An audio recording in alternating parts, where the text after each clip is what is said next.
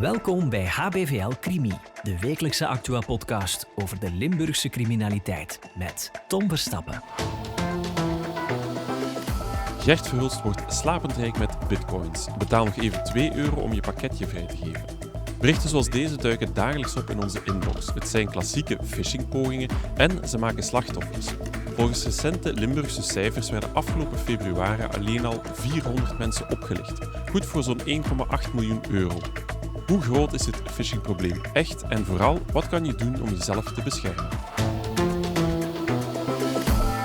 Mireille Maes, je bent journalist bij Het Belang van Limburg. Je hebt de cijfers opgevraagd rond phishing in Limburg. Ja, die zijn best wel stevig. Vertel. Inderdaad, ik heb allemaal de politiezones in Limburg aangeschreven met de vraag hoeveel slachtoffers zij hadden via cybercriminelen. En dat cijfer was behoorlijk hoog. Bleek dat daar ook winst was gemaakt van €1,8 miljoen.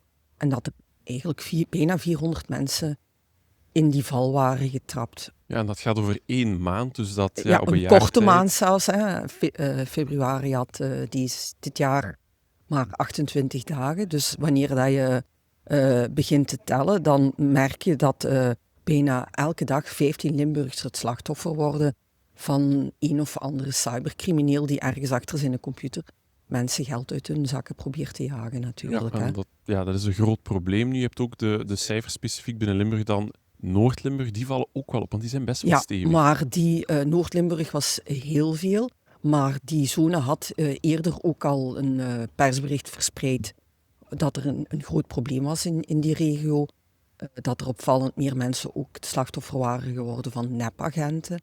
Ja, die nepagenten, Mireille, dat is ook iets nieuws. Dat zijn mensen die zich voordoen als een agent die tot bij jou thuiskomen.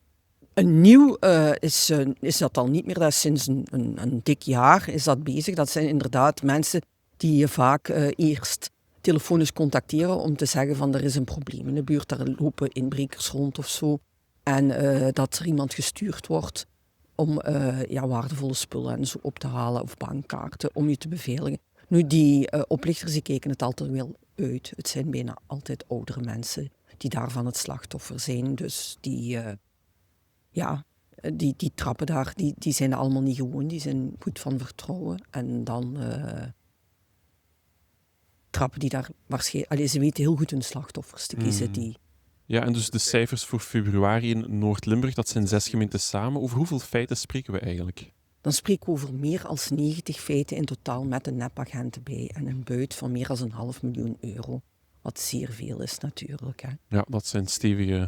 Dat was ook de regio waar eigenlijk de cijfers het hoogst waren. Ja, en als we dan gaan kijken naar gemiddelde, hoeveel wordt er eigenlijk buitgemaakt gemiddeld gezien? Dat gaat om en bij de €4.000 zijn. Maar er zijn natuurlijk mensen die daar, ik weet niet hoeveel geld aan geven. En dan zijn er anderen. Wat minder opvalt en waarvan de buit misschien groter is dan de cijfers laten vermoeden. Dat zijn cijfers van €0,50 of €1. Dat gaat over zogezegd mondiaal relais. Die zeggen van u bent ons nog €0,50 verzendkosten schuldig. Dan denk je, goed, ik betaal die €0,50. Maar veel €0,50 maken natuurlijk heel veel geld. Hetzelfde met wanneer dat je zogezegd een pakje krijgt van de een of andere betrouwbare verzekeringsfirma, maar dat je €2 moet betalen om dat pakketje thuis te krijgen, dat je dan gratis krijgt, waarvan veel grotere waarde is. Dat betalen de mensen dan ook heel graag. En die aangifte, ze weten eigenlijk niet of dat daar altijd aangifte van wordt gedaan, want heel veel mensen schamen zich natuurlijk ook wel als ze slachtoffer worden van deze vorm van criminaliteit. Ja, je zou natuurlijk ook denken voor €0,50 of €2. Ja, ik denk dat ik zelf misschien niet snel geneigd zou zijn om dan een aangifte te doen. Nee, maar het is natuurlijk wel belangrijk om aangifte te doen, want wanneer dat je die mannen, die weten heel goed waar ze mee bezig zijn. Misschien is dat zelfs gewoon een computer die mails verstuurt naar iedereen. En als jij voor €0,50, maar je maakt 10.000 slachtoffers, dan heb je €5.000 winst gemaakt. Dus het is heel belangrijk dat de politie weet van waar die fraude komt eigenlijk. En zo kunnen proberen om die daders te vatten natuurlijk. Want dat is inderdaad belangrijk. Het is natuurlijk enerzijds zorgen dat we een totaal beeld hebben van wat er gaande is, maar ook men kan nog wel in sommige gevallen wat doen om het geld tegen te houden. Ja, wanneer je heel snel in de gaten hebt dat er een grote som geld van je rekening is het heel belangrijk dat je de politie laat weten van kijk, dat en dat is er gebeurd. de politie Karma, de cijfers van de politie Karma, blijkt dat op die manier, bij die grote bedragen, 60% ergens is kunnen tegengehouden worden, waardoor de mensen hun geld terugkrijgen. Dus snelheid is daarin heel belangrijk. Ja, want we hebben het inderdaad gehad er net over gemiddelde, maar achter die gemiddelde gaan ook zeer grote bedragen schuil. Geef eens wat voorbeelden. Ja, de verschillende politiezones hebben ook cijfers gegeven van waar het meeste geld is weggaan. Dat gaat bijna altijd over bankfraude of cryptomunten. En dan zijn dat bedragen tot ongeveer €50.000, wat natuurlijk gigantisch veel is. Ja, en dan want is dat natuurlijk... heeft niemand zomaar... de meeste mensen hebben dat niet zomaar op hun rekening staan. Hè. En dan is het natuurlijk absoluut belangrijk om snel aangifte te doen. Zoals je zei, 60% binnen de politiezone Karma kan men toch nog ergens gaan tegenhouden. Hè. Nu, wat duidelijk wordt, is dat de pogingen om phishing te gaan doen ook steeds geraffineerder worden. Ja, ik zie soms zelfs mails verschijnen waarvan ik denk, is dit echt of is dit niet echt? Ze worden alsmaar beter, hè? Ze worden inderdaad alsmaar beter. En ook, je gelooft er zelf in. Ik heb het zelf ook ooit meegemaakt dat ik op vakantie was in Berlijn. Met visa had betaald, wat ik hier eigenlijk in België zelfs nooit doe. En op een ochtend stak er een mail in mijn mailbox met het betrouwbaar logo van de bank waar ik bij was. En dat er een gigantisch bedrag van mijn rekening was afgegaan. Nu, ik zelf weet wel hoe het allemaal werkt, dus ik heb nergens op gedrukt. Ik heb meteen het noodnummer van de bank gebeld. En die hebben dan kunnen zeggen dat die transactie niet was gebeurd. Maar voor hetzelfde geld begin je dan op linken te duwen. En kan het zijn dat je je geld wel kwijt bent natuurlijk. Heel begrijpelijk, uit paniek natuurlijk. Ja. Ja, Mireille, we hadden het er al over dat de criminelen alsmaar geraffineerder te werk gaan. Wat zijn zowat de meest voorkomende trucken die dat ze eigenlijk gebruiken? Ja, bankfraude, daar gaat het erom dat ze bellen dat de bankkaart kapot is of niet meer werkt. En dat je een nieuwe moet aanvragen en dat je moet inloggen op een of andere site om die te krijgen. En dan zitten ze natuurlijk aan je geld. Het kan ook zijn dat ze zeggen van, er is een verdachte transactie op je rekening gebeurd. We gaan je helpen om die terug te halen, opnieuw inloggen en ze zitten erbij. Want daar gaat het stevast over het verkrijgen van je inloggegevens. Hè? Van je inloggegevens. Ze sturen een link waar dat je dan zogezegd op moet klikken. En dan kunnen ze eigenlijk alles zien. Dan ook de rekeningen die niet van u zijn, maar waar je bijvoorbeeld een volmacht op hebt van de kinderen. Ze kunnen eigenlijk ze zien wat de mensen zien op hun app, zien die criminelen dan ook. En ze kunnen overal geld vandaan halen. Nu, wat ook gebeurd is van, kijk, daar zijn allemaal verdachte handelingen bezig in de regio. We willen uw geld veiligstellen. Zet het op deze rekening, dat is een veilige rekening. Dat is ook een manier waarop mensen dat doen. Maar dan kan je ook nog mails krijgen van pakketdiensten, van verzekeraars, van mutualiteiten. Die trucendoos van die criminelen, die is zo groot. Ja, eigenlijk altijd op je hoede moet zijn. Je krijgt niet zomaar een mail van de CM waar dat je, ik weet niet wat moet betalen. Wat ook altijd opvalt is dat er altijd wel wat haast achter zit. Je wordt eigenlijk een soort van paniek geduwd, waarbij dat je heel snel moet handelen. Maar in feite, een overheidsdienst zal nooit zodanig daar krijg je altijd meer tijd dan 2 dagen bijvoorbeeld.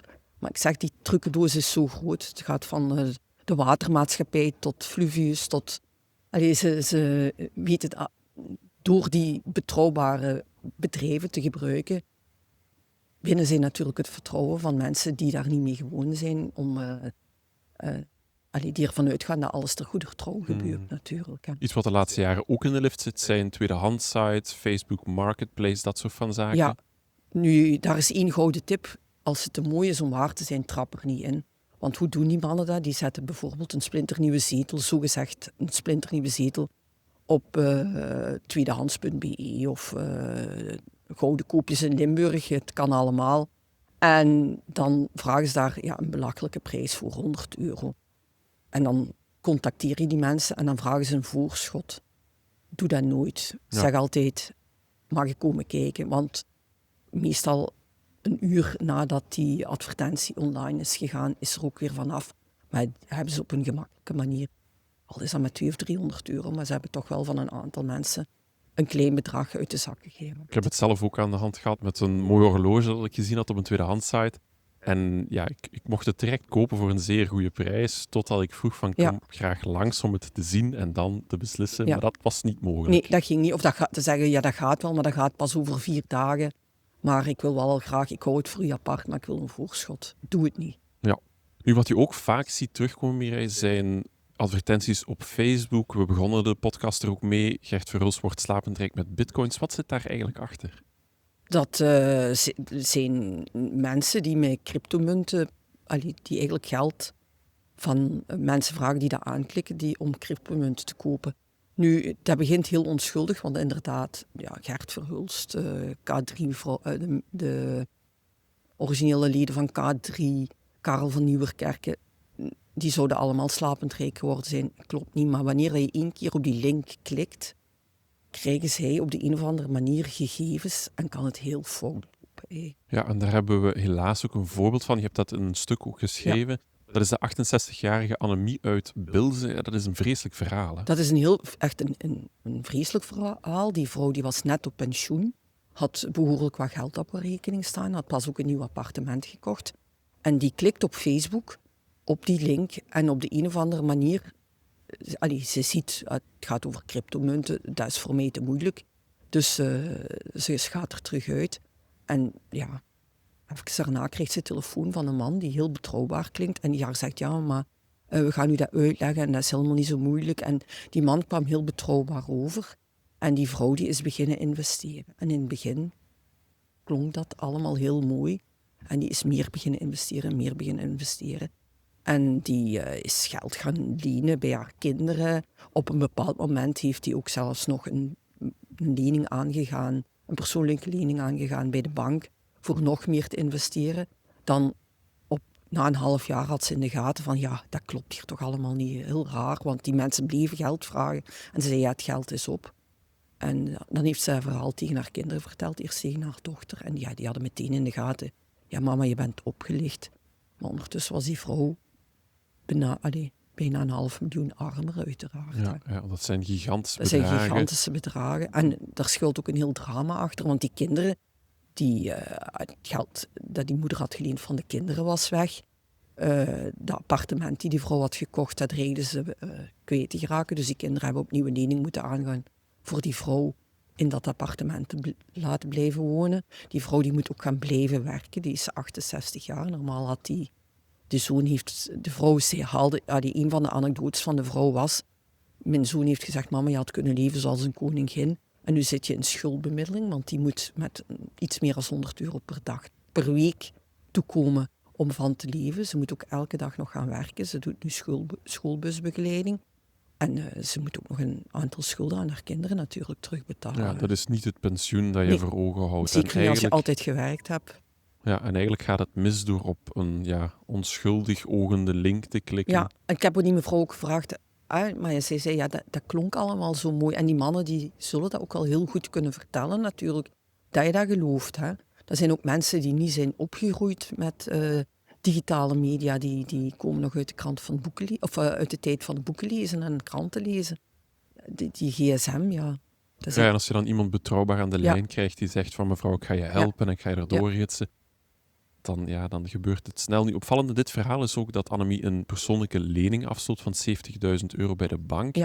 Ja, de houding van de bank is, u heeft dat afgesloten. De kinderen zijn heel boos op de bank, omdat die mevrouw, daar was al €400.000 van die lening, van de rekening van die mevrouw af. Later bleek nu, die vrouw heeft dat allemaal zelf gedaan, hè.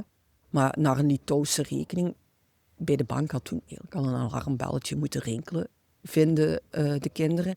Maar wat is er dan gebeurd? Dan heeft die vrouw, omdat ze nog wilde investeren, een lening gevraagd. En daar kreeg zij, wanneer ze de lening online aanvroeg, kreeg ze een jet.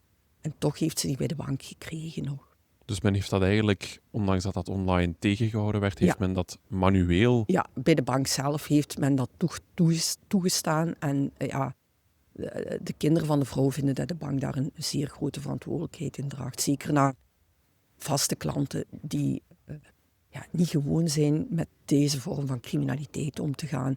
Nu de bank zegt, Wij kunnen daar niks aan doen. Die vrouw heeft dat zelf allemaal gedaan. En volgens de kinderen maken ze zich daar heel gemakkelijk vanaf natuurlijk. Er zouden meer vangrails mogen ingebouwd worden. Ja. Maar in ieder geval dat die dingen niet gebeuren. En ook misschien als je ziet van, daar gaat €400.000 naar een Litouwse rekening, dat je toch wel eens aan die mensen kunt gaan. Ik hoop dat als dat bij mij gebeurt en mijn bankdirecteur gaat zeggen van, daar klopt hier iets niet, weet je wel waar je mee bezig bent. Ja, Mireille, we hebben het al gehad over het feit dat het zo moeilijk is om het te herkennen. Nu, je sprak met de referentiemagistraat van cybercrime van pakket Limburg en die had wel wat tips. Ja, je moet niet zomaar iedereen vertrouwen. Daar gaat het eigenlijk om. En je moet controleren of het allemaal klopt. Wanneer een nepagent die aan de deur staat om zogezegd je bankkaart veilig te stellen of het geld op je rekening veilig te stellen, zoiets doet een agent niet. Die komt niet aan de deur. Ook niet om je juwelen veilig te stellen. Dat klopt niet. Al zien ze dan, al zijn ze gekleed als agent, al komen ze betrouwbaar over. Moet je vooral niet doen. Wat je ook niet moet doen, is je codes zomaar aan iemand geven. Een bank belt niet om te vragen, schrijf geld over, geef me je code. Dat gebeurt nooit niet. Daar moet je... Eigenlijk tout court, als men vraagt naar jouw logingegevens, dat zal niet gebeuren door een officiële instantie. Nee, moet je vooral niet doen. Nu, je kan je op allerlei dingen beveiligen natuurlijk. Je kan een cijfercode moeten ingeven en dan nog een wachtwoord ingeven. Er zijn allerlei dingen waarop je je kan beveiligen. En ja, eigenlijk het meest logische is wanneer een verhaal te mooi klinkt om waar te zijn, doe het vooral niet. Want dat klopt van geen kant. Nooit niet maar dat is natuurlijk de strategie van die dieven. Dat zijn eigenlijk de inbrekers van de 21ste eeuw. Zonder dat ze hun handen vuil moeten maken. Gewoon achter de computer kunnen ze zichzelf rekenen. Ja, en ik denk ook iets belangrijk om mee te geven. Als het snel moet gaan, als het dringend is, neem dan heel even 5 minuten om rustig te worden. Vooral, te kijken. Ik zeg een factuur van een watermaatschappij of een elektriciteitsfactuur. Die moet niet op 1 dag betaald worden of op 2 dagen. Daar heb je meestal toch wel een termijn van een paar weken tot een maand voor dat te betalen. Nu, een tip die ik zelf heb meegenomen is zo echt je elektriciteit, je gas, ook het CM, doe dat gewoon via een domiciliering. Wanneer dat je dan een mail krijgt waar dat in staat dat je iets moet betalen, dan weet je dat dat niet klopt. Ja, en ook altijd het bankrekeningnummer checken waar je naar iets zou overschrijven. Ja, inderdaad. Ja, Mireille, er zijn ook heel wat hulpmiddelen tegenwoordig. 2-stapsverificatie, dat soort van zaken. Wat kunnen mensen nog doen dan? Ja, gewoon een wachtwoord ingeven wat helemaal niet zo logisch is. Wij hebben hier ondertussen een wachtwoord van 19 karakters, waar dat zowel een hoofdletter, een cijfer, een teken en dat moet een combinatie van zijn. Want gewoon je geboortedatum ingeven, dat is natuurlijk geen slim idee. Waarschijnlijk weten die mannen wel wanneer je geboren wordt en welke de naam van je kinderen zijn, bijvoorbeeld. Dus het moet een heel sterk wachtwoord zijn. Je kan dat ook in 2 keren doen. Bijvoorbeeld dat je een wachtwoord geeft, maar ook nog een cijfercode moet ingeven voor je eigenlijk in je bankapp of in het SME zit. Op die manier moet je al een paar keren nadenken voordat je erin zit. En krijg je... dat is allemaal gewonnen tijd natuurlijk tegenover die criminelen. Hè. En wat je nog kan... ik zou nooit aan iemand zomaar mijn codes of zo doorgeven. Daar moet je altijd heel voorzichtig mee zijn.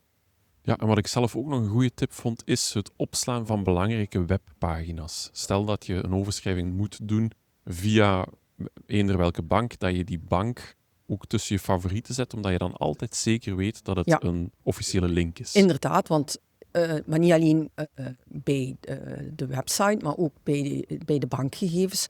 Wanneer dat je een factuur krijgt van bijvoorbeeld een ziekenhuis, waar dat je altijd al geweest bent voor kleine ingrepen of zo, wanneer de bankrekening niet overeenkomt, dus allemaal die bankrekeningnummers kun je best gewoon opstaan als dat je die nog eens nodig hebt. En dan merk je meteen als het een fout nummer is, ook wanneer dat je iets krijgt van .org of ergens van de UK of zo. Ja, dat klopt allemaal niet, want daar krijgen wij normale mensen in Vlaanderen geen mails van natuurlijk. Hè. Iets wat we daarnet ook al aangaven, het belang van aangifte te doen. Je hebt met Annemie gesproken, ja, daar is zoveel schaamte ook wel bij dat niet evident is om aangifte te doen, maar dat moet absoluut gebeuren. Dat moet zeker gebeuren, omdat anders de politie op geen enkele manier die bendes, want het gaat om bendes, in kaart kan kunnen brengen. Nu, die mannen lijken ook altijd wel een voorsprong te hebben op eigenlijk de speurders die hier zitten. Die vinden telkens opnieuw andere wegen. Het gaat zo snel dat ze telkens opnieuw andere wegen, andere methodes vinden om mensen te bestelen. En het gaat daar om hele kleine bedragen, maar hele kleine bedragen met vele slachtoffers. Dat maakt natuurlijk nog de winstmarge heel groot. Het pakket Limburg is daarmee bezig, maar je merkt ook meer en meer dat ook de bedrijven zelf daarop inspelen. Bijvoorbeeld Jumbo heeft onlangs nog een mail of op Facebook, op sociale media gezet van mensen, let op, want daar gaat een mail rond dat wij zogezegd iets weggeven, maar dat je zoveel moet storten. Dat klopt niet. CM heeft ook laten weten van kijk, we gaan actief op zoek naar mensen die onze merknaam misbruiken, omdat daar ook het een en het ander fout is. Je ziet ook op de politie, het parket, ze laten ook heel dikwijls weten wat zo de nieuwste trends zijn om mensen te bestelen, maar dat gaat zo snel dat, ja... Moeilijk om bij te houden natuurlijk. Moeilijk om bij te houden, ja. Nu, dat maakt ook dat we ook richting de politiek moeten kijken, want in het geval van Annemie bijvoorbeeld, ja, je merkt daar een persoonlijke lening van €70.000, wordt online geweigerd, wordt dan manueel eigenlijk toch goedgekeurd. Er zijn weinig vangrails, maar daar zou men iets aan gaan doen. Ja, die €70.000 oké, maar het gaat vooral om die eerste €400.000 natuurlijk. Hè. Wat goed zou zijn, is dat er een aantal drempels ingebouwd worden, dat je niet zomaar, ik weet niet hoeveel geld kunt overschrijven naar een andere rekening. Nu, als je wil, je gaat op vakantie. De meeste mensen hebben een saldo van zoveel, een paar €1000 per week die ze mogen uitgeven. Wanneer dat je dat saldo, die limiet, die kan je eigenlijk heel eenvoudig verhogen. Daar zouden wat meer drempels moeten ingebouwd worden, dat dat niet zomaar allemaal gaat. Dat de mensen ook eens te goed kunnen nadenken over, ja, wat gaat er met mijn geld gebeuren? Ook misschien als Annemie, en die had het eerder tegen haar kinderen gezegd, had ze niet zoveel geld verloren gehad natuurlijk, maar dat is daar was het nu te laat voor. Maar ik heb begrepen dat minister Beenders wel bezig is met daar een aantal veiligheidsmarges in te bouwen en dat je erop aandringt van dat heel snel te laten gebeuren. Ja, en tot slot, Mireille, zijn er nog zaken die we onze luisteraars en kijkers kunnen meegeven, die ze vandaag al kunnen doen? Ja, nog eens. Ik heb het al een paar keer aangehaald vandaag. Als een verhaal te mooi klinkt om waar te zijn, geloof het niet. Wanneer dat je denkt, oei, ik heb hier een foute man aan de lijn die mij wil bedriegen, haak de telefoon in en bel meteen naar de politie. Blokkeer het nummer ook, zou ik zeggen. Je kan ook tips vind je altijd op Save on Web. Eigenlijk, tegenwoordig moet je altijd op je hoede zijn. Ook de telefoons, je krijgt WhatsApps.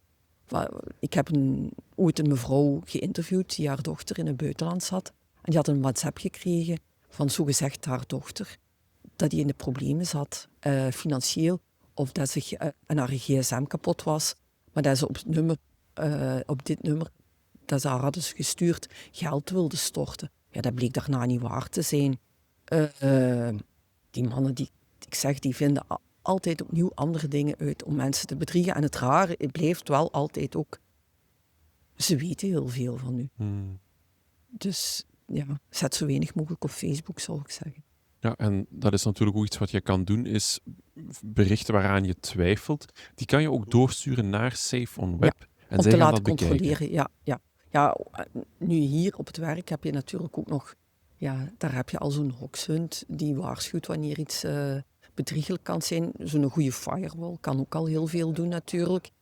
Maar je moet eigenlijk altijd op je hoede zijn tegenwoordig, want die mannen die zijn... En als je het echt... En laat het ook meteen aan de politie weten, want het kan... Ze kunnen nog iets betekenen. Ze kunnen nog iets betekenen, ja. En op die manier kunnen ze ook voorkomen dat er nog andere mensen het slachtoffer worden natuurlijk. Hè. Ja, en je hebt ook de Safe on Web app, waar dat je ook op de hoogte kan gehouden worden van alle nieuwe trucken dat ze eigenlijk gaan bovenhalen. Dus dat is eigenlijk ook wel iets goed om te doen. Ja, zeker in de gaten houden. Het is niet alleen Safe on Web, pakket doet dat ook verspreiden wanneer er nieuwe dingen zijn. De lokale politie doet dat, zoals bijvoorbeeld die van Noord-Limburg dat hebben gedaan. Dat er in die regio veel nepagenten bezig waren, dus dat de mensen gewaarschuwd zijn. Een programmaatje in je webomgeving dat ervoor waarschuwt als er iets... Als je op een site komt die dat verdacht is. Wacht, hè. Zeg het nog eens. Een extensie noemen ze dat. Eigenlijk een klein programmaatje in je webbrowser. Ik ga een klein programmaatje in je webbrowser. Ja, daar bestaat ook een programmaatje in je webbrowser dat je waarschuwt wanneer dat je op een verdachte site wilt gaan. Ook handig voor te installeren. Ja, en dat is ook van Safe on Web. Ja. En ze bieden ook een training aan, heb ik me laten vertellen. Ja, in verschillende politiezones hebben ze intussen al adviseurs opgeleid die aan verenigingen opleidingen geven van hoe je je kan wapenen tegen cybercriminelen. En daar krijg je al een aantal tips mee. Bijna in elke politiezone hebben ze die ondertussen al.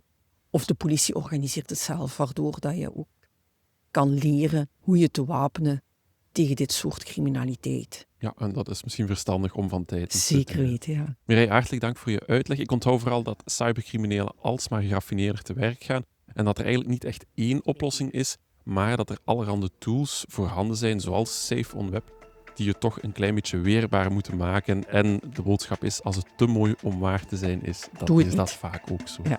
Wil je thuis op de hoogte blijven van dit en ander nieuws, dan kan dat via de HBVL-app. Dit was HBVL Crimi, de wekelijkse Actua-podcast over de Limburgse criminaliteit. Bedankt voor het luisteren. De credits van deze podcast vind je op hbvl.be of in de HBVL Nieuws-app.